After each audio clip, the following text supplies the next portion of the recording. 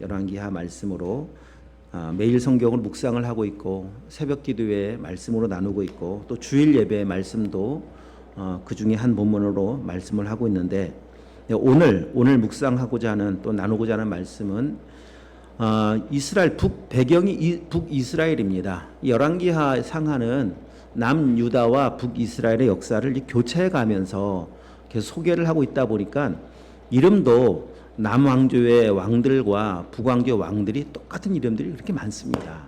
그래서 남쪽인지 북쪽인지 이게 참 헷갈릴 수도 있지만은 아무튼 오늘 본문에 나오는 배경은 북왕조의 이야기입니다. 시작은 유다의 왕 여호아스의 아들 요아스 23년이라고 소개하고 있는데 그 시대에 북왕조는 누가 왕으로 통치하고 있었는가? 그때 예후 북이스라엘의 10번째 왕이 예후였고 예후를 통해서 이제 새로운 왕조가 시작이 되어지는데 그 아들의 예후를 이어서 11번째 왕이 여호아스입니다. 그 오늘 성경 말씀해 보니까 사마리아 이게 북이스라엘 왕으로 이스라엘 왕이 되어서 17년 동안을 다스렸다. 이렇게 이제 오늘 본문이 시작이 되죠. 그러니까 악했던 아합의 왕조를 심판하기 위해서 등장시킨 인물이 예후입니다. 자, 예후를 통해서 예후를 사용하심으로 아합의 왕조를 심판하셨고 새로운 왕조가 시작이 되어지는데 예후가 죽고 그의 아들 17년 동안 통치하는 통치의 그 한마디의 평가는 여호와 보시기에 악했다. 이게 17년 평가의 그냥 한마디의 한 줄의 평가입니다. 그리고 그 다음 왕은 그 12대 왕은 여호아스의 아들 요아스가 왕이 되어지는데 그의 16년 통치도 역시 마찬가지로 이제 오늘 요아스 이야기는 10절 이하에 나와 있어서 보지 않았지만 똑같습니다. 우리 10절 한번 보시겠습니다.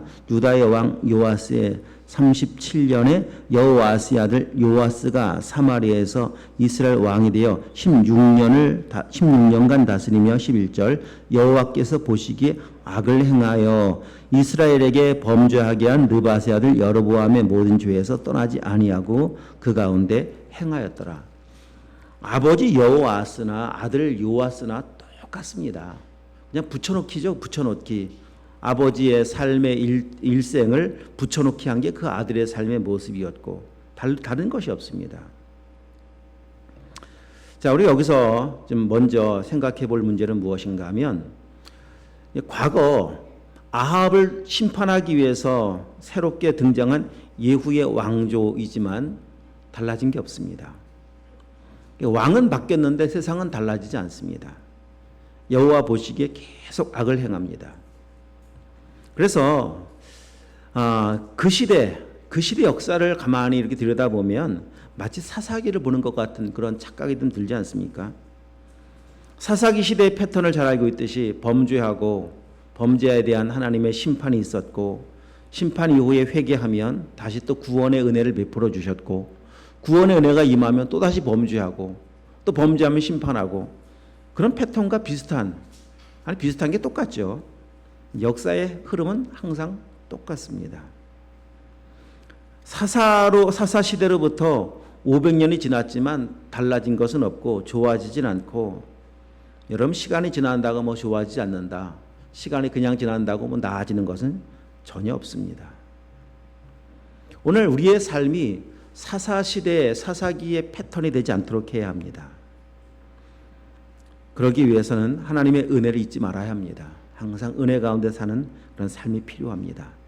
자, 오늘 본문을 시작하면서 하여튼 기억해야 될 또 하나의 사실은 무엇인가 하면 예후, 여호아스, 그리고 요아스, 그리고 그 아들이 여로보암인데 이어지는 그 모든 삶의 모습에 대해서 오늘 성경은 뭐라고 말씀하시느냐. 2절 여호와 보시기에 악을 행하였다. 여호와 보시기에 여호와께서 보고 계신다는 겁니다. 보신다라고 하는 의미는 평가하신다는 의미입니다. 이 본다는 단어 속에는 평가라는 의미가 함께 포함되어 있거든요. 그냥 보는 게 아니에요. 하나님께서 평가하시는데 평가하고 난 결론이 무엇인가 하면 그냥 악했다 이겁니다. 악했다. 뭐 더 쓸 거 없습니다. 종합평가의 결론은 악했다 이겁니다. 이들의 신분은 모두 다 왕이었습니다. 왕들의 이야기입니다. 왕들의 이야기입니다. 자, 왕이라고 하더라도 하나님께서 이들에 대한 하나님의 평가는 한마디로 악했다. 그래서 여러분 인생을 살아가면서 중요한 것은 왕이냐 뭐 어떤 신분이냐가 중요한 것이 아니라 어떤 환경에 살아가는 것이 중요한 것이 아니라 하나님 보시기에 어떤 삶을 사느냐가 중요한 겁니다. 만약에 지금 하나님께서 내 모습을 바라보신다면 나에게는 어떤 평가를 내리실까? 여기까지 살아온 동안 내 평가를 한마디로 정리해 본다면 어떤 평가를 내리실까? 한번 생각해 보십시다. 나에게 내리시는 평가는 무엇일지, 나는 어떤 평가지를 받게 되어질지. 혹시 지금 소개하고 있는 여호아스나 요아스와 같이 그냥 너는 악했다, 너는 한마디로 악이다, 악, 더 이상 쓸 것도 없고 말할 것도 없고 덧붙일 거 없다, 한마디로 그냥 악한 존재다. 혹시 이런 평가가 나의 지금까지 인생의 종합 평가는 아닌지 생각해 봐야 되지 않겠습니까? 이왕이면 다윗과 같이 넌 참 내 마음에 합한 자였구나, 욥과 같이 참 의로운 자였었구나, 참 착하고 충성된 종이었었구나, 이런 삶의 모습의 평가를 받아야 되지 않겠습니까? 제가 늘 이 평가에 대해서 말씀을 드리지만 평가는 내가 하는 게 아니에요. 내가 나에 대해서 평가를 해도 난 참 열심히 살았습니다, 착하고 충성되게 살았습니다 라고 말을 해도 하나님께서 인정해 주지 않으면 아무 의미도 없고 아무 소용이 없습니다. 평가는 되어지는 거예요.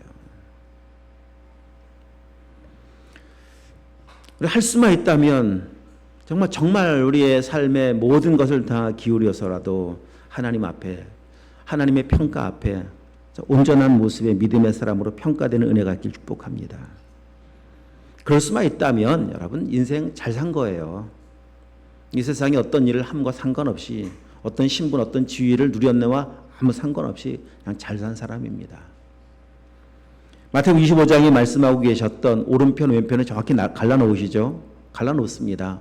오른편 있는 사람들을 향해서 창세로부터 복 받을 자들이요, 그 인정을 합니다. 왼편에 있는 사람에게는 저주를 받을 자들이요. 그 사람들의 모습을 놓고 보면은 그 마태복음 25장에서 달란트 비유의 그 모습과 연관시켜 본다면 오른편에 있는 사람들을 향한 평가는요, 그냥 착하고 충성된 종이었다는 겁니다. 왼편의 사람들은 악하고 게으른 종. 하나님 보시기에 이런 착하고 충성된 종으로 인정받는 은혜가 우리 모두 가운데 임하기를 축복합니다. 그러기 위해서 오늘 이 말씀을 좀 잘 우리가 눈여겨볼 필요가 있습니다. 자, 오늘 여호아스, 요아스, 오늘 두 왕만 지금 보고 있지만은 구약 이스라엘 백성, 북이스라엘 왕들의 아주 대부분 다, 모두가 다 빠짐없이 해당되는 죄가 무엇인가 하면 여로보암의 죄를 따라갔다, 이렇게 말씀하고 있습니다. 열왕기상에 보면은 여로보암의 죄 이렇게 표현하지 않고 여로보암의 길로 갔다, 이렇게 표현을 하고 있습니다. 이 죄 때문에, 여로보암의 죄 때문에 아합의 가문이 심판을 받습니다.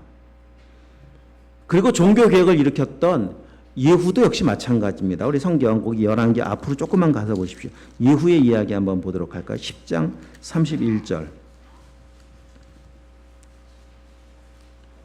그 종교 개혁을 일으켰던 예후의 모습입니다. 10장 31절 말씀 한번 읽어보겠습니다. 그러나 예후가 전심으로 이스라엘 하나님 여호와의 율법을 지켜 행하지 아니하며 여로보암이 이스라엘에게 범하게 한 그 죄에서 떠나지 아니하였더라. 예후가 이랬었습니다. 예후도 마찬가지였습니다. 가장 여로보암의 죄라고 하는 것 이제 뒤에 보겠지만은 이 죄가 얼마나 오랜 동안 영향을 미치는가를 볼 수가 있습니다. 열왕기, 그러니까 왕조가 나뉘어지고 북이스라엘과 남유다가 나뉘어지고 난 첫 번째 북이스라엘 왕이 여로보암입니다. 그 나뉘어질 때 역사가 BC 930년입니다. 지금 예후 왕조가 시작될 때는 그 뒤로 100년이 지난 다음이에요. 100년이 지나도 그 죄의 영향력은 계속해서 미쳐가고 있습니다. 물론 100년, 150년의 문제가 아닙니다. 자, 열왕기하 15장도 한번 가보도록 할까요? 열왕기하 15장 27절, 28절 말씀을 한번 보겠습니다. 자, 함께 읽겠습니다. 유다의 왕 아사리아 제 52년에 르말랴의 아들 베가가 이스라엘 왕이 되어 사마리아에서 20년간 다스리며 여호와 보시기에 악을 행하여 이스라엘로 범죄하게 한 느밧의 아들 여로보암의 죄에서 떠나지 아니하였더라. 여기 당시 북이스라엘 왕은 베가라고 소개되고 있죠.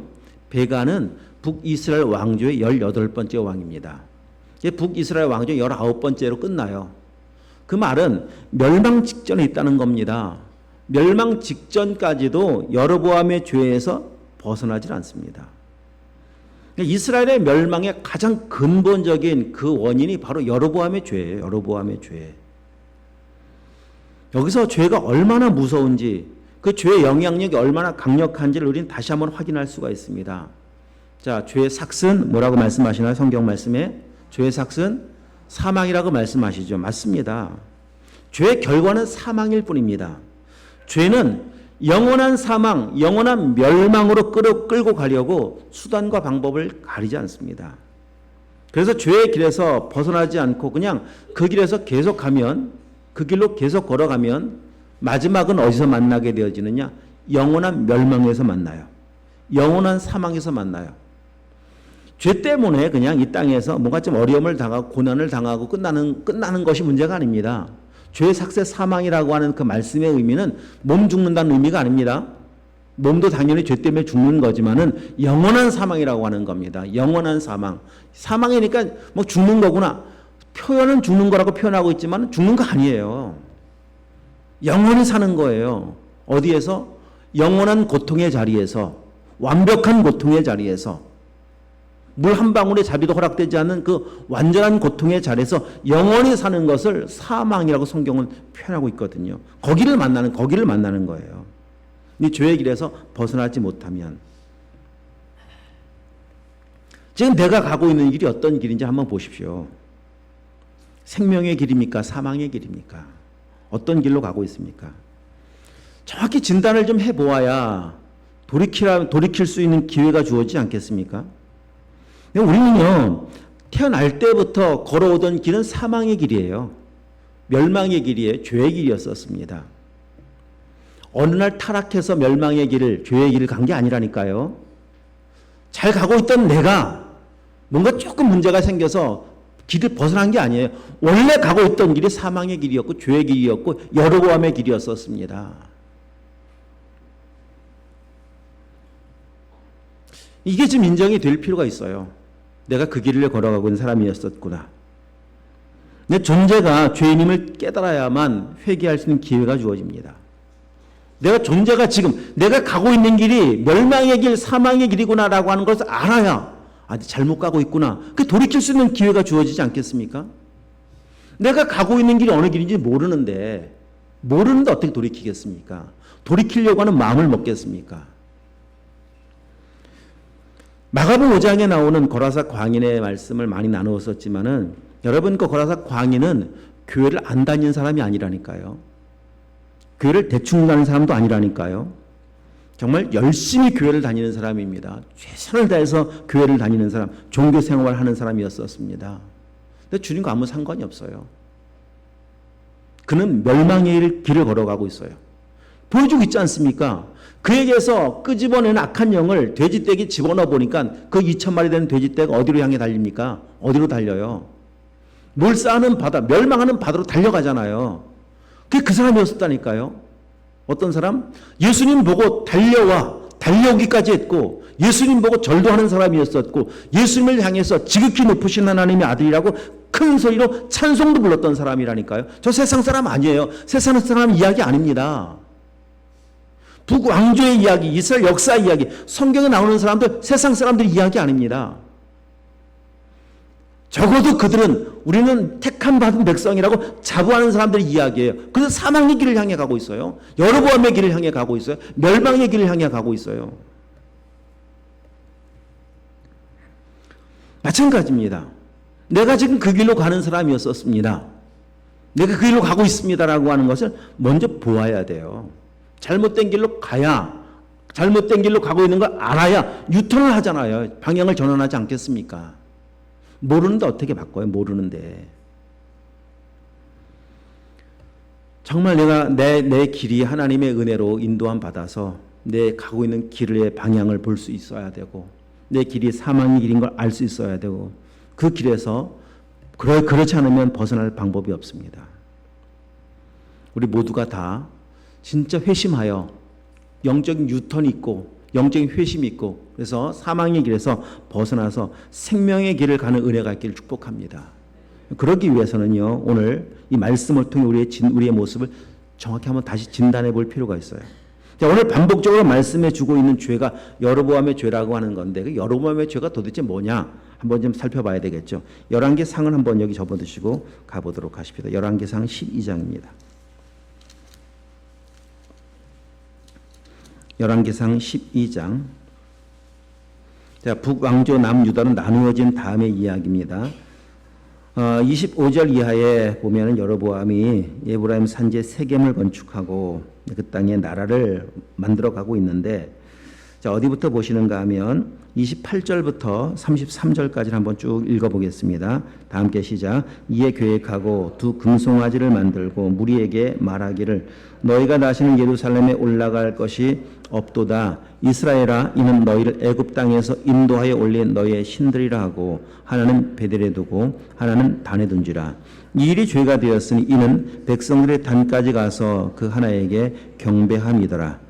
그가 또 산당들을 짓고 레위 자손이 아닌 보통 백성으로 제사장을 삼고 여덟째 달 곧 그 달 15째 날로 절기를 정하여 유다의 절기와 비슷하게 하고 제단에 올라가되 베델에서 그와 같이 행하여 그가 만든 송아지에게 제사를 드렸으며 그가 지은 산당에 제사장을 베델에 세웠더라. 그가 자기 마음대로 정한 달 곧 여덟째 달 15째 날로 이스라엘 자손을 위하여 절기를 정하고 베델에 쌓은 제단에 올라가서 분향하였더라.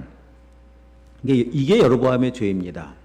자, 핵심은 그런 겁니다. 나뉘어지고 났는데 북왕조에서 제사를 제대로 드리려면 성전이 있는 남유다로 내려가야 합니다. 먼 길을 떠나야 합니다. 먼 길을 떠나서 다시 돌아오면 문제가 되지 않죠. 먼 길을 갔다가라도. 근데 여로보암이 생각해 보니까 갔다가 안 오면 어떡하지? 분명히 안 오는 사람이 생길 텐데 왜? 성전이 예루살렘에 있으니까 우리 성전 중심의 삶을 살겠습니다 라고 하면서 그냥 머물러 버리면 우리나라로 볼 때 큰 손실이라고 생각되지 않겠습니까? 근데 그러다 보니까 그러면 아예 못 내려가게 만들자, 못 가게 만들자라고 하나의 대안을 세우는데 그 대안이 무엇인가 하면 베델과 단이라는 곳에 제단을 쌓습니다. 그리고는 금송아지를 만들어 세워놓고는 여기 좀 성경이 말씀하고 있는 것 같이 이 금송아지가 우리를 인도한 신이다. 굳이 예루살렘까지 내려갈 필요가 없고 여기서 제사드리면 된다. 지금부터는 베델과 단에 모이면 된다. 이렇게 우상 금송아지를 만들어 놓았습니다. 첫 번째입니다. 두 번째는 무엇인가 하면 제사를 드리려면은 레위인을 세워서 제사를 인도하고 집례해야 하는데 아무나 세웁니다. 여기 나와 있죠. 보통 사람들, 레위 자손 아닌 보통 사람들 누구나 그냥 원하면 세웁니다. 세 번째는 무엇인가 하면 그럼 제사를 드리는 날 하나님께서 말씀한 율법에 정한 절기가 있지 않습니까? 절기에 맞는 제사를 드려야 하는데도 불구하고 그냥 여기 나와 있는 것 같이 비슷하게 자, 그 내용 여로보암의 죄의 이 세 가지의 모습인데 그 결론적으로 보면은 33절에 나와 있는 것 같이 자기 마음대로잖아요. 여로보암 마음대로 금송아지가 하나님 애굽에서 인도한 신입니까? 누가 정했습니까? 자기 마음대로. 제사를 인도하는 레위 아닌 아무나 세우는 제사장이라고 누가 말씀하고 있습니까? 자기 마음대로. 그날 절기를 지키라고 누가 말씀해 놓았습니까? 자기 마음대로. 자기 마음대로. 예배 형태는 다 있어요. 예배를 드린다니까 예배 자체가 없는 게 아니에요. 자기 마음대로 드리는 게 문제죠. 이게 여로보암의 죄라는 겁니다.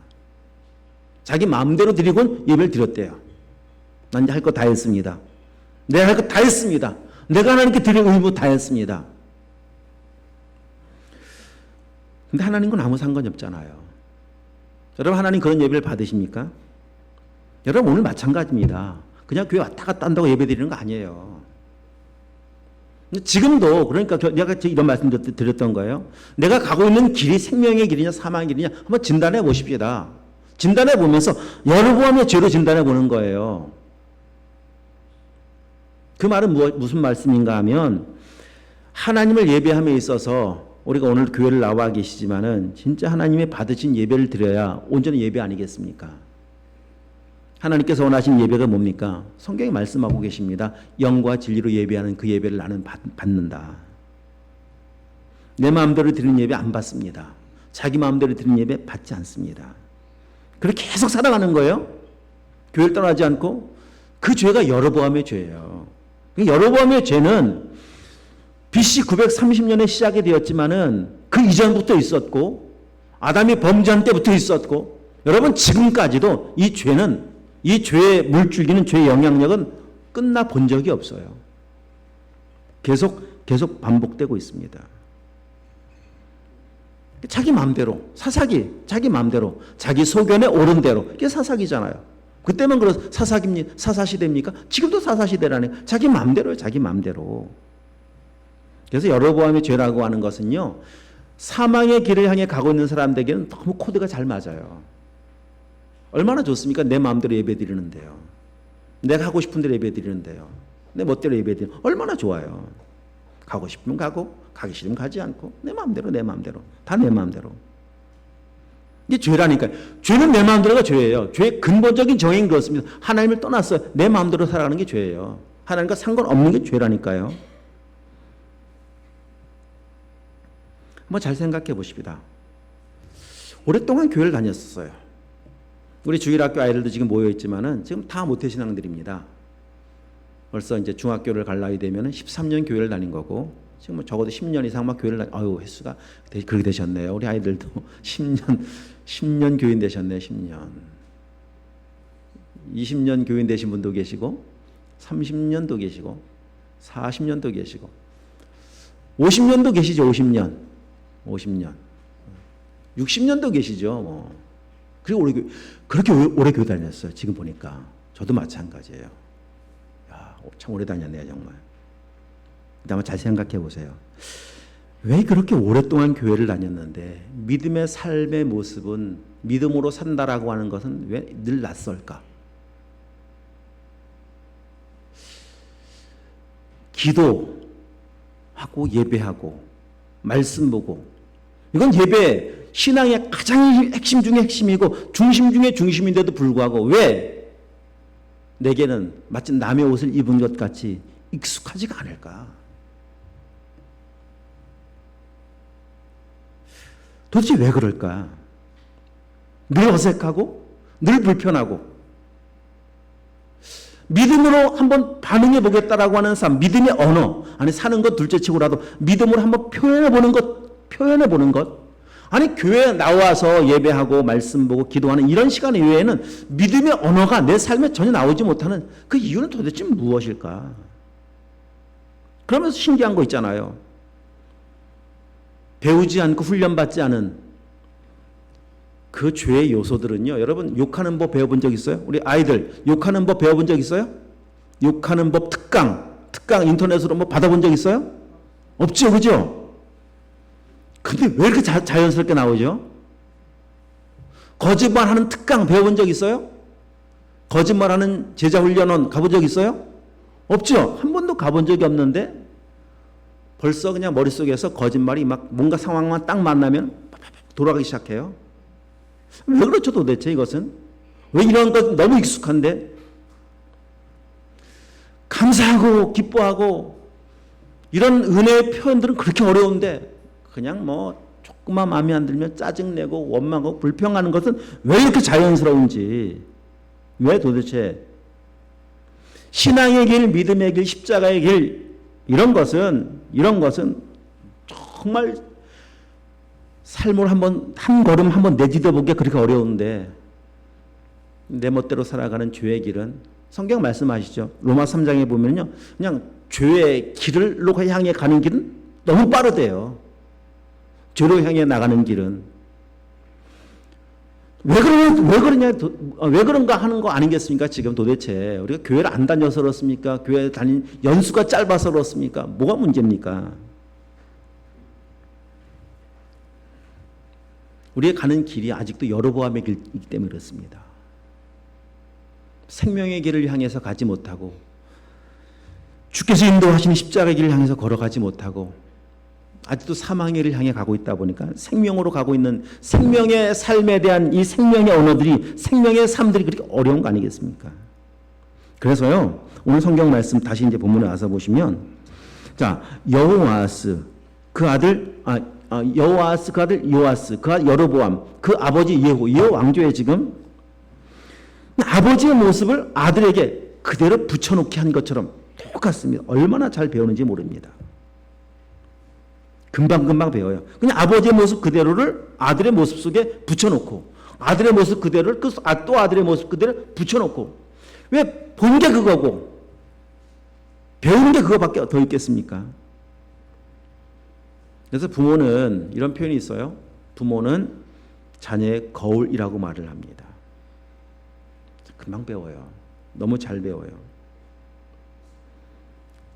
예전에 그 어느 가스, 우리 임전 집사님 삼촌인가? 너 가스 있었죠, 그죠? 예, 거기 한 번에 가스 사러 갔었나요? 한번 가본 적이 있었어요. 근데 아이들이 있어요. 그 아이들 그 당시에 재밌더라고요. 가스통 굴릴 때 이렇게 굴리잖아요, 막 아시죠? 근데 아이들이 베개를 막 굴리고 다니고 있더라고요. 그 집 아이들은, 가스집 아이들은 베개를 굴리면서 놀고 있더라고요. 야, 저렇게 배우는구나. 진짜 거울이 맞다. 근데 여러분, 우리 부모님의 행동이 우리 자녀들의 미래를 결정할 수 있어요. 결정적 역할을 할 수가 있습니다. 여러분, 이 사실을 진짜 인정하신다면요, 우리에겐 굉장히 중요한 책임이 있습니다. 그래서 잘 믿어야 되고 잘 살아야 돼요. 사랑하는 자녀들을 위해서 남겨줄 수 있는 최고의 유산이 뭐겠습니까? 믿음의 유산 아니겠습니까? 이 세상에서 아무리 좋은 것을 다 가지고 먹고 누리며 살아도 믿음의 유산을 받지 못했다면 어디로 가겠습니까? 생명 아닌 사망, 영원한 사망 아니겠습니까? 그러기 위해서는요, 믿음의 유산을 물려주기 위해서는 우리의 삶에 놓여져 있는 이 여로보암의 죄에서 돌이킬 수 있어야 돼요. 이제 문제는 뭐냐? 내 힘으로 끊을 수 없고 내 힘으로 그 길에서 돌이킬 수 없는 게 문제. 그래서 전적인 하나님의 은혜가 필요합니다. 나는 죽고 주님 예수 그리스도를 인격으로 만나는 은혜가 필요합니다.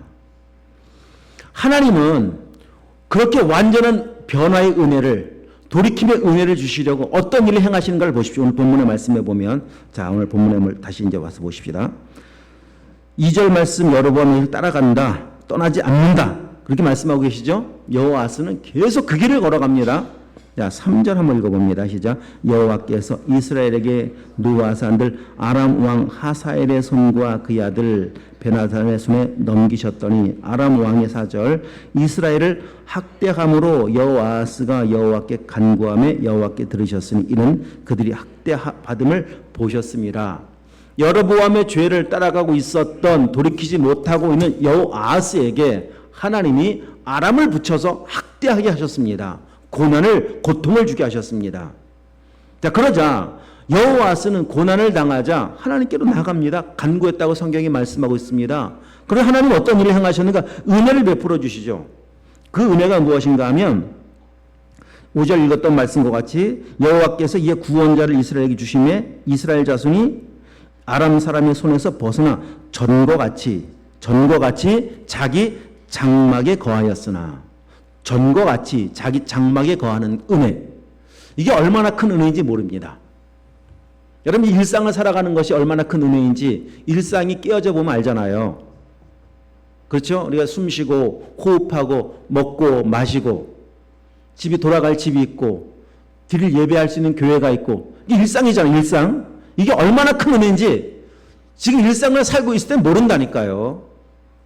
건강도 한번 깨어져 보면 알아요. 아, 저거 내 이 물을 한 잔을, 진짜 심각한 건강의 문제를 만난 분들을 보시면 어떤 분들, 물론 몸에 따라 다를 수 있겠지만 물 한 잔도 시원스럽게 못 마시는 분들 계시잖아요. 잠 편히 그냥 자는 것도 편히 못 주무시고, 지금 이만치 그런 아람의 공격을 받아서 지금 그들이 일상의 터전을 버리고 떠나야 했습니다. 살려고 떠나야 했습니다. 저 요새에서 살면서 숨어 살면서 바위 틈 사이에 그냥 숨어 살면서 그 삶이 얼마나 괴롭고 불편하고 힘들었겠습니까? 그렇게 살다가 다시 일상으로 돌아오는, 그 말이 뭡니까? 그 땅의 모든 문제를 해결해 주시고 다시 일상의 평강을 회복시켜 주신 하나님의 은혜의 역사를 지금 말씀해 주고 있는데, 그런데 보십시오. 그런데 자 6절 한번 다 함께 읽어보겠습니다. 시작. 자, 다시 5절부터 보는데 어디부터 눈으로 한번 보시고 하셔야 돼요. 자, 5절 6절을 다시 한번 보시겠는데, 그럼 5절 마지막에 보면 장막에 거하였으나를 주목하면서 5절 6절 시작. 여호와께서 이에 구원자를 이스라엘에게 주심에 이스라엘 자손이 아람 사람의 손에서 벗어나 전과 같이 자기 장막에 거하였으나 그들이 이스라엘에게 범죄하게 한 여로보암의 집의 죄에서 떠나지 아니하고 그 안에서 따라 행하며 또 사마리아에서 아사랴 목상을 그냥 두었더라. 장막에 거하였으나 그 말은 은혜를, 하나님의 아람에서부터 벗어나는 은혜를 그들 가운데 허락해 주셨으나 그들 입장에서 은혜를 받았는데도 불구하고 어떻게 살아갑니까? 다시 예전과 똑같습니다. 여로보암의 죄를 쫓아 살아갑니다. 아사랴 목상을 섬기며 살아갑니다. 얼마나 안타까운 모습이겠습니까? 우리가 지금 이 모습을 보면서 금방 은혜를 받았는데 돌아가자마자 금송아지 섬기고 있고, 돌아가자마자 아사랴 목상 섬기고 있고, 여러분 지금 이야기를 들으면서 이렇게 행하고 있었던 여호와서 이스라엘 백성들을 보면서 어떤 생각이 드세요? 당연하지 뭐 그런 생각이 드나요? 좀 한심하죠. 조금 볼 때에도 좀 기가 막히죠. 참 어떻게 저럴 수 있을까 사람들이. 우리 그런 생각이 듭니다. 자, 여러분 왜 이 정도 수준밖에 안 됐을까? 왜일까 도대체? 이게 참 중요합니다. 오늘 결론입니다. 이것이 기도 응답은 받았죠. 문제를 만났을 때 하나님께 나가서 하나님 도와주십시오. 너무 힘들어요. 일상을 벗어나서 저쪽에 헤매고 광야를 헤매고 있는 삶이 너무 힘들어요. 하나님 아람을 쫓아내 주시고 빨리 일상을 회복하게 하옵소서. 기도 응답 받았죠. 기도 응답은 받았는데 중요한 것은 그 기도를 응답해 주신 하나님을 못 만났다는 겁니다. 이게 중요한 겁니다. 하나님의 뜻이 뭐겠습니까? 왜 아람을 붙여놓았겠습니까? 단지 여로보암의 죄를 짓고 있는 그들의 괘씸해서가 아닙니다. 그것도 이유가 있겠지만 더 근본적인 이유는 여로보암의 죄에서 전혀 돌이킬 수 없는 그들이 왜 그런가를 알고 계시기 때문이에요. 돌이킬 수 있는 방법은 하나님의 인격으로 만나는 방법밖에 없습니다. 그 하나님을 만나게 하시려고 그 하나님 인격으로 만나게 하시려고 하나님께서 허락하신 시간이 아람이에요. 이 고난이고 학대입니다. 고난을 통해서라도 주님 만나는 은혜를 입기를 원하셨던 겁니다. 구약 성경에 나와 있는 선지자들이 한결같이 외치는 외침이 뭡니까? 돌아와라 제발. 돌아와라. 이사야를 통해 보았지 않습니까? 돌아와라. 얼마나 매를 맞아야 돌아오겠느냐. 돌아와라. 매 맞을 때 하나님께서 주시는 그 은혜는 매를 대시면서 매를 들고 계신 하나님을 만나기 원하시고 계신다니까요. 당장 지금 매 거두는 게 문제가 아니라니까요. 그 주님 만나지 못하면 무슨 소용이 있고 무슨 의미가 있겠습니까? 여러분 보십시오.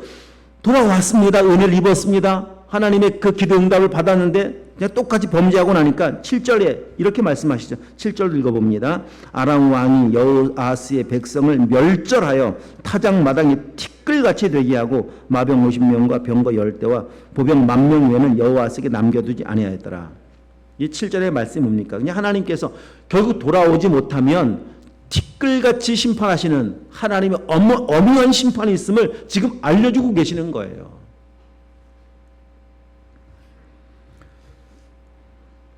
여러분 이렇게 어리석은 삶이 되지 않기를 축복합니다. 우리 인생의 삶에서 만나게 되어지는 그 아람의 학대, 인생의 고난이라고 하는 것은 하나님을 만나게 하기 위한 하나의 디딤돌과 같은 거예요.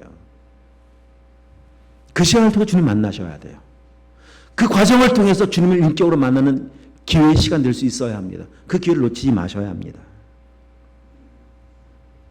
못 만나면 끝나는 거예요. 아무리 하나님께서 돌아오라고 말씀하시고 이런 기적을 베풀어 주셔도 못 만나면 여러분 기도 응답 받고 지옥 갈 수 있다니까요. 기도 응답 받고 지옥 가는 일 없기를 축복합니다. 아멘. 자, 여호아스의 이름의 의미는요, 하나님께서 붙드신 자라는 의미를 가지고 있어요. 안타깝게도 여호아스는 이름은 하나님께서 붙드신 자, 하나님께서 붙잡아 주시면 참 좋겠다 이런 마음으로 그의 아버지 예후가 이름을 지었을 텐데, 근데 이름처럼 붙들리지가 않았었어요. 이게 안타까움이죠. 여러분, 하나님의 뜻은 우리 모두가 다 여호아스가 되게 원하십니다. 하나님께서 붙드신 자가 되게 원하세요. 그런 삶을 살게 원하고 계십니다. 하나님께서 붙잡아 주시고 우리가 하나님 손 붙잡고 영원한 생명에 이르는 은혜를 누리며 살게 원하고 계십니다. 그러기 위해서 오늘 우리에게 필요한 것은 무엇이냐? 다른 거 아닙니다. 다른 거 없습니다. 다른 비결 방법은 없습니다. 예수 그리스도를 인격으로 만나는 방법밖에 없어요. 예수님이 나의 주인 되시고 나의 생명이 되시고, 그래서 예수님 가신 그 길, 생명의 길 걸어가기 시작할 때 우리 하나님의 손에 붙들려 영원한 천국까지 갈 수 있는 겁니다. 여러분, 진짜 여호아스 이름의 의미와 같이 하나님께 붙들린 사람은요, 어떤 상황에서도 기뻐해요. 어떤 상황에서도 감사하고요. 언제나 기도합니다. 언제나 찬양합니다. 하나님이 기뻐하시는 일이 내 일 되기 시작해요. 나의 일. 내가 싫은데 하나님이 좋아해요. 그래서 그 일을 하기 시작하고, 하나님이 싫어하시는 일은 내 삶에서 버리기 시작합니다. 왜? 그분 나의 주인이시기 때문에 그렇습니다. 내가 아무리 좋아도 이거 주님이 싫어하는 거지. 버리는 거예요. 그 성경 말씀에 이렇게 말씀하시는 겁니다. 먹든지 마시든지, 먹는 거 하나도 마시는 거 하나도 다 하나님의 영광을 위해서 살아가기 시작합니다. 붙잡히면 이렇게 됩니다. 생명의 길을 향해서, 사망의 길, 여로보암의 길에서 벗어나서 여러분 진짜 생명의 길로 딱 옮겨지면 이런 삶을 살아가는 겁니다. 이 한 걸음 한 걸음이 그렇습니다. 이런 사람을 오늘 우리 아이들이 불렀던 찬양의 그 가사 제목이 그리스도인, 그렇죠? 나는 주님을 따라가는 그리스도인. 그런 사람을 그리스도인이라고 하는 겁니다. 하나님 뜻을 따라 살아가는 사람들. 오늘 이 말씀 여호아스 이름과 같이, 이름의 의미와 같이 우리 모두가 다 사망에서 벗어나서 생명이 되고 생명의 길을 걸어가는 그리스도인으로 하나님의 기쁨의 영광이 되는, 그렇게 영원하신 하나님의 나라까지 입성하는 은혜가 있기를 주님으로 축복합니다. 기도하도록 하겠습니다.